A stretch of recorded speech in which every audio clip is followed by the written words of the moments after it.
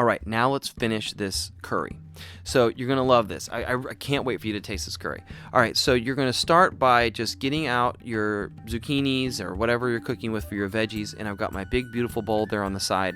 And I'm going to cut off the end pieces of the zucchinis and then slice down the middle of the zucchini and then chop them in even widths. That's really what you want to be concerned with, is that your widths of your pieces are relatively uniform, because that means that they're all going to cook relatively uniform as well. And then once you start using your red bell pepper, you're going to want to run your knife down half of the red bell pepper and leave the core intact. That way it's easy to remove. And then to finish chopping the red bell pepper, cut in strips lengthwise, and then just sort of gather the strips and then cut, down this cluster of strips so that you get relatively even-sized finished pieces of red bell pepper, and put them in your bowl. That's, it's okay that you're having relatively sort of, larger pieces of vegetables for this dish. That's totally fine. Now you're going to want to get out your large saute pan and put it on your oven on mid to mid-high heat. And this is a good time to get out your oil that you're going to be frying with. You're going to be putting in your saute pan, your brown sugar, your half of your lime, and your soy sauce that you're going to be using. Meanwhile, what I'm going to do, actually, while I'm letting it get hot, is I'm going to peel this lime. And what you're seeing me do here is called paring. You want to be careful. You can see my tongue sticking out because I'm concentrating here. But essentially what you're doing is just sort of taking the knife with your hand and pulling it towards your thumb. This is going to be easier if you're using a smaller knife, and just make sure you take your time if this is your first time using the paring knife technique. And then I'm also going to mince this lime peel that I'm taking off, and I'm going to mince my basil leaves as well while the pan is getting hot. So now that the pan is hot, you want to take I'm using coconut oil because I love coconut oil, but veggie oil is totally fine, and I'm melting it into my pan, my large saute pan here. And then you're going to add your green curry paste to the already hot saute pan and just fry it for 2 minutes, kind of stir it around. You'll hear it sizzle, and it probably will start making your kitchen smell amazing.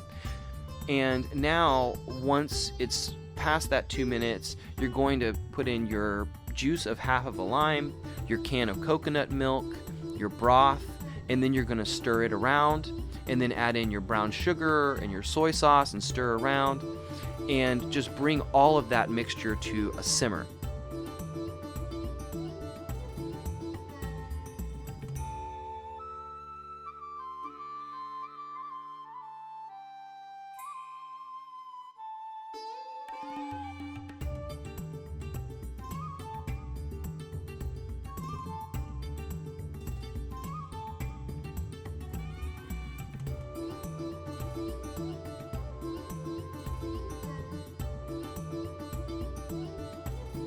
You're going to want it to look like what you see here on camera, with bubbles like this, but not like a totally hard boil. So much of cooking is about heat control. So all stoves are really different. You just want to make sure that you adjust the heat to whatever it needs to be to get your curry bubbling at about this level. Not a hard boil, but a nice simmer. And you're going to let that rock for about 5 minutes. All right, now after the 5 minutes has passed, you're going to take your bowl and then add your veggies into your green curry and your coconut milk, etc. And you might notice that I have left extra vegetables in the bowl that I'm not going to use.